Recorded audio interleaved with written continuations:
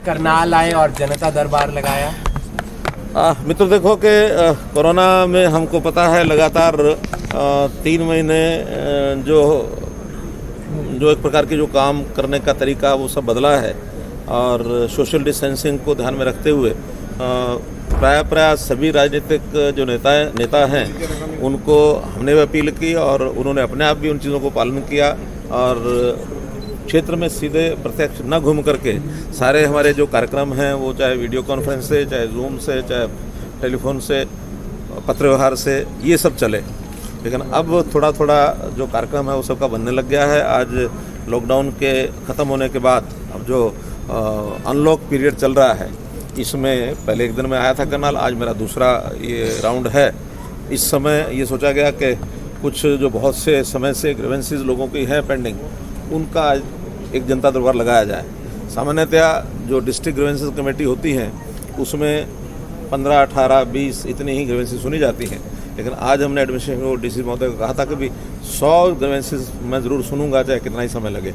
हम देख रहे हैं कि 11 बजे इस कार्यक्रम को हमने शुरू किया था और 2:47 यानी 3 घंटे 3.5 घंटे इस में जो ग्रीवेंसेस सब सुनी और ठीक 100 ग्रीवेंसेस आज मैंने सुनी है। बहुत से विभागों के विषय थे, पुलिस के विषय भी थे, बिजली डिपार्टमेंट के विषय थे, कुछ लोगों के आपसी झगड़े थे, ग्राम पंचायत के नाते से कुछ इश्यूज थे, शिक्षा विभाग के थे। वो सारे संबंधित विभाग के जो अधिकारी थे उनको कह करके कुछ तो हाथ फैसले हो गए हैं, बाकी उनको काम दे दिया गया और जल्दी उसको चाइना को लेकर विवाद चल रहा है देश का।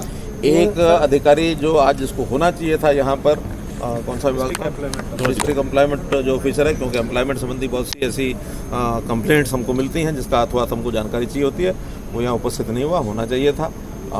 अभी तुरंत प्रभाव से उसको सस्पेंड किया है, लेकिन अगर कोई ऐसा रीज़न होगा उनका ना आने का तो एक्सप्लेन करेंगे। अगर ठीक लगेगा तो उनको बाहर कर देंगे और ठीक नहीं लगेगा तो सस्पेंड रहेगा। चाइना को लेकर एक बड़ा तनाव चल रहा है। हरियाणा सरकार ने क्या बिजली के ठेके रद्द किए उनके, और एक चाइनीज मीटर लगे हुए LNT को इसका ऑर्डर दिया गया था, क्या वो भी रद्द किए जाएंगे? देखिए अभी चूँकि एक निर्णय नीति आयोग ने भी लिया है कि जितने भी 250 करोड़ रुपए तक के जितने टेंडर होंगे वो लोकल कंपनियों को ही दिए जाएंगे, बाहर की कंपनियों को हम नहीं, वर्ल्ड जो लेवल के जो होते हैं वो उस प्रकार के टेंडर नहीं निकालेंगे। लेकिन अभी भी जो चाइनीज़ कंपनी के जो काम अभी शुरू नहीं हुए हैं, जो भी पेंडिंग हैं, जिसका कोई कॉन्ट्रैक्ट नहीं हुए, उसमें 2 ऐसे टेंडर हमारे थे जो पेंडिंग थे, वो हमने रद्द कर दिए हैं। जो बिजली बोर्ड के साथ जुड़े हुए थे, लगभग 750-800 करोड़ रुपए के दोनों टेंडर थे, उसको हमने रद्द किया है। लेकिन कोई भी कॉन्ट्रैक्ट जो पहले चल रहे हैं या हुए हैं, ये एक प्रकार का एक एथिक्स नहीं कहते कि भी वो सारी चीज़ें चल रही हैं उसको आज हम बंद करें। नए टेंडर जो हैं वो स्वदेशी एक प्रकार के जो अपने देश के बने हुए प्रोडक्ट्स हैं उन्हीं को प्राथमिकता दी जाएगी और उस प्रकार से आगे। सर, चौधरी बीरेंद्र सिंह का बयान आया है, उन्होंने कहा है कि मैंने मुख्यमंत्री जी को सलाह दी है कि ऐसा प्रदेश अध्यक्ष चुने जिनका आधार हो प्रदेश के अंदर, और ताकि आपकी परेशानियां भी कम हो जाएं।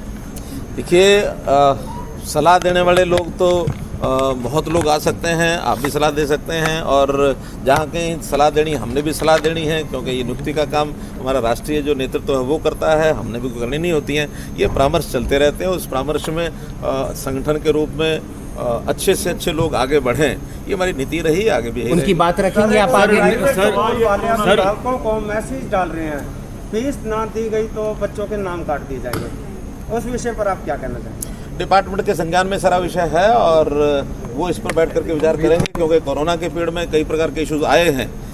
प्रत्यक्ष क्लासेस लग नहीं रही हैं, ऑनलाइन शिक्षा की पद्धति शुरू हुई है, बच्चे जो है वो पढ़ने के लिए दाखिला कराना भी चाहते हैं, क्लासेस लग नहीं रही, बहुत से फीस के कारण से अभिभावकों को भी परेशानी है, क्योंकि उनकी जो इनकम है वो काफ़ी कम हुई है। तो एक विवाद ये बने हैं, उसमें से रास्ता हमने ये निकाला था पहले कि भाई केवल ट्यूशन फीस ही लेनी चाहिए उनको, बाकी जो चार्जेस है वो ना लें, और जो ट्यूशन फीस अभी तुरंत 2 महीने की 3 महीने की नहीं दे सकते उनको आगे किस्तों में ले ले, डेफर करें।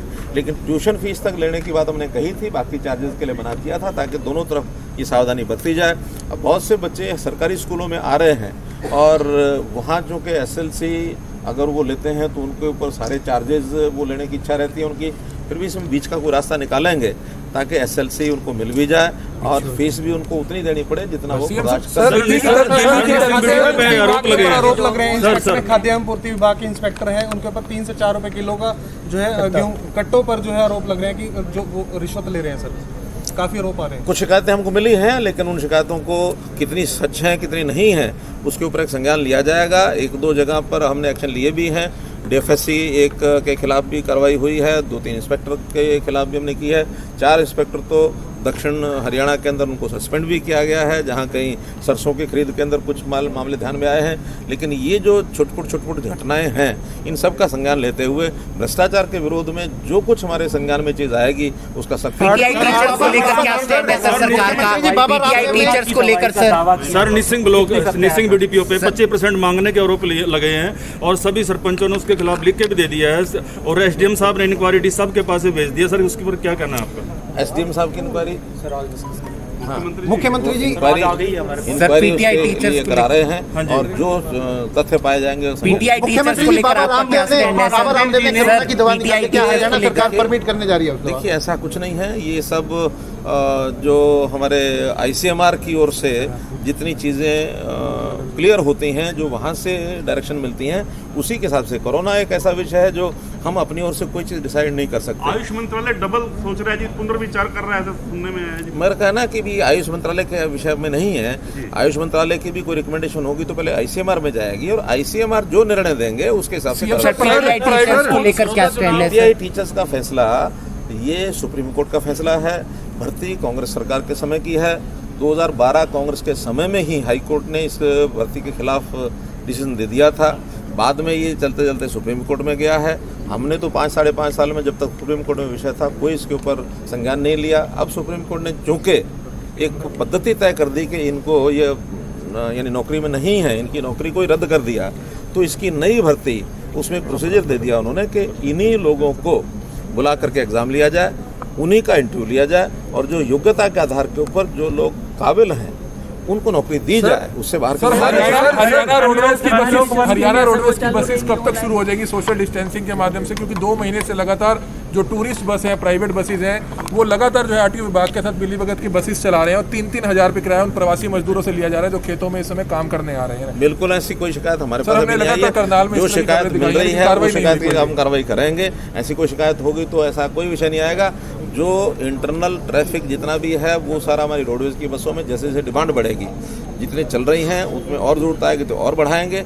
बाहर जहाँ तक दूसरे प्रांतों में जाने वाले मजदूर थे, हमने ट्रेन्स के माध्यम से, बसेस के माध्यम से हमारी 100 ट्रेन्स, पूरी एग्जैक्ट 100 ट्रेन्स जो बिहार गई हैं, जो पूर्वी उत्तर प्रदेश गई हैं, मध्य प्रदेश गई हैं, सब प्रांतों में, एक बंगाल भी गई है, तो उस नाते से हमने उन लोगों को भेजा है। और 5600 ट्रिप हमारे रोडवेज के जो बसेज हैं उनके हमने लगवाए हैं। लगभग 3.5 लाख लोगों को हमने योजना से भेजा है। इसलिए हमारी योजना में आज ऐसा कोई विषय नहीं है। आज भी जो लोग जाने के लिए यानी कहते हैं, उनको अगर वो टिकट के पैसे उनके इंडस्ट्री वाले खुद खर्चते हैं तो वो खर्चते हैं, वो अगर नहीं खर्चते हैं तो हम सरकार की ओर से खर्चते हैं। मजदूर को किसी को पैसा नहीं देना पड़ता। आज भी जो रेगुलर ट्रेन हैं उनके अंदर वो जा रहे हैं। सर अनलॉक 1 के बाद लगातार मामले बढ़ रहे हैं, तो आगे को लेकर हरियाणा की क्या तैयारी है? देखिए बहुत हम उसमें सतर्क हैं, सावधान भी, हमारी सारी सावधानी हमारी है। हर जगह पर हमारा जो हेल्थ डिपार्टमेंट है, मेडिकल एजुकेशन डिपार्टमेंट है, बाकी सब डिपार्टमेंट जो संबंधित हैं लगे हैं।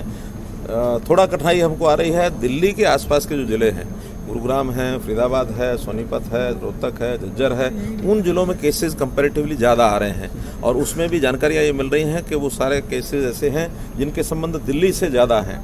और कुछ लोग ऐसे भी हैं जो दिल्ली में अपना टेस्ट ना करा करके इन ज़िलों में आकर के कराते हैं, तो उनको भी कई बार ध्यान में नहीं आता, वो सारे यहीं दर्ज हो जाते हैं और वो संख्या हरियाणा में गिनी जाती है। जिनका हमको पता लग जाता है वो तो हम दिल्ली में ट्रांसफ़र करते हैं। बहुत लोगों का पता नहीं लगता, स्थानीय पता दे करके, एड्रेस दे करके यहाँ अपनी वो चेकिंग टेस्टिंग करा रहे हैं और ये केसेस फरीदाबाद और गुरुग्राम में तो बहुत मिल रहे हैं। इसलिए सारे केसेस हरियाणा के नहीं हैं, बल्कि उसमें दिल्ली के केसेस भी बहुत बड़ी मात्रा में आके करा रहे हैं। जो ये केजरीवाल का ये कहना था कि भी बाहर के लोग यहाँ के इलाज करा रहे हैं, वो एकदम गलत है। दिल्ली के लोग जिनको वहाँ जगह नहीं मिलती, जिनकी टेस्टिंग वहाँ नहीं होती, वो आसपास के स्थानों पर, हमारे करनाल में भी बहुत लोग दिल्ली के आए हैं। कितने? सर 16 लोग तो ऐसे हैं जिनकी एड्रेस ही वहाँ का है और 16 लोगों ने तो एड्रेस दिए ही दिल्ली के हैं, और जिन्होंने यहाँ लोकल एड्रेस दे के करा के वो अलग है। वो 150 के करीब है। हाँ, तो इसलिए हमारे हरियाणा का बचाव काफ़ी हद तक बना हुआ है। फिर भी जितने हैं वो चिंता का एक विषय है, उसको कैसे हम ठीक करें इसके लिए। आज भी लॉकडाउन में आज भी एक डेथ हुई है, चौथी डेथ हुई है करनाल में। हाँ, तो बहुत अफसोस है। डेथ्स भी जो हो रही हैं उसमें कोरोना एक कारण है, और कोरोना के अलावा जो अन्य उनके रोग होते हैं उसके कारण से भी होता है। लेकिन एक जैसे मैंने बताया MHA की गाइडलाइंस हैं कि अगर कोरोना और दूसरी बीमारियां हैं तो उसको काउंटिंग कोरोना में ही करते हैं, तो इसलिए वो किस कारण से उनकी डेथ हुई है। लॉकडाउन में आपने बयान दिया था सर चंडीगढ़ से प्रेस कॉन्फ्रेंस करके कि किसी भी अनुबंध वाले कर्मचारी की किसी की भी नौकरी नहीं जाएगी, सबको पूरी सैलरी मिलेगी। करनाल के कल्पना चावला मेडिकल कॉलेज के सबसे ज्यादा मामले, इसके बाद अलग अलग विभागों के मामले आ रहे हैं। कुछ ना कुछ कह के ठेकेदार बहाने बनाकर कर्मचारियों को बाहर निकाल देते हैं और गलत रिपोर्ट बनाकर सर उन यानी कि उन लोगों को नौकरी से भी निकाल दिए गए, तनख्वाहें भी नहीं दी गई, और वो लोग आरोप लगाते हैं कि आज कुछ विषय मेरे सामने आए हैं जी। तो जो तो ऐसे थे कि कर्मचारी की ही लापरवाही है, क्योंकि ऐसी रिपोर्टिंग भी है कि कई कर्मचारियों ने कोविड वार्ड में कोविड की ड्यूटी देने में आनाकानी की और बहाने बना करके चले गए, तो ऐसे लोगों को तो बाहर निकालना आवश्यक था। लेकिन जिन लोगों ने ऐसा काम नहीं किया और वो किन्हीं कारणों से अपने रीजनेबल जो बातें हैं उसके कारण से उनकी एब्सेंस रही है, तो आज भी हमने कहा कि उन ठेकेदारों को वापस इनको काम पर ले लेना चाहिए। उनकी अगले 1 महीने में क्या कोई कमेटी बनाकर जांच हो सकती है सर? नहीं, जांच तो वो सारा CMO और बाकी सब लोग ठेकेदार लगे हैं, उनकी सारी निगरानी वो कर रहे हैं। DC साहब को भी कहा है, एक केस तो उन्होंने पर्टिकुलर कहा कि 1 महीने के अंदर इसका आचरण देखो इस एम्प्लॉय का, अगर वो जो ड्यूटी बताई जाती है वही काम करना चाहिए। अपनी मर्जी से इधर उधर जाके ड्यूटी करो और फिर कह के हम तो कोविड में काम नहीं करेंगे। ओम प्रकाश चौटाला का बयान आया है, ओम प्रकाश चौटाला का बयान आया है कि बड़ौदा चुनाव में आप उपचुनाव लड़ लें अगर आप समझते हैं कि आपकी लोकप्रियता है तो सर कुछ कहना चाहेंगे? हरियाणा के मुख्यमंत्री मनोहर लाल, तो आपने सुना कि हरियाणा के जो मुख्यमंत्री हैं मनोहर लाल खट्टर, उन्होंने कई अलग अलग सवालों पर अलग अलग जवाब दिए। क्या कुछ उन्होंने कहा, आप सभी लोगों से अपील रहेगी कि जो भी लोग इस वीडियो को देख रहे हैं इस वीडियो को साथ के साथ शेयर जरूर कर दें।